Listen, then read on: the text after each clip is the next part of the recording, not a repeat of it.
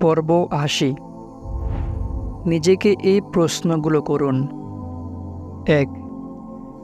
ভবিষ্যতের ভয় ও দুশ্চিন্তার কারণে অথবা দিগন্তের ওপারের জাদুময় বাগানের আশায় আমি বর্তমান জীবন ভোগ বা বর্তমান জীবনযাপন ত্যাগ করছি কি?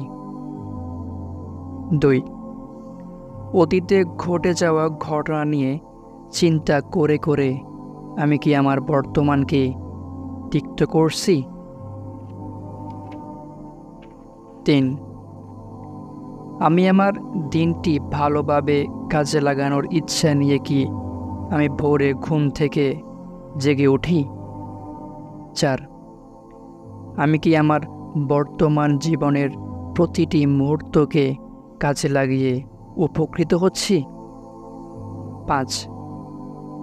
অতীত ও ভবিষ্যৎ নিয়ে অতিরিক্ত দুশ্চিন্তা বাদ দিয়ে কখন আমি বর্তমান জীবন ভোগ করা বা বর্তমান জীবনযাপন শুরু করব? কি আগামী সপ্তাহে, নাকি আগামীকাল, না আজই?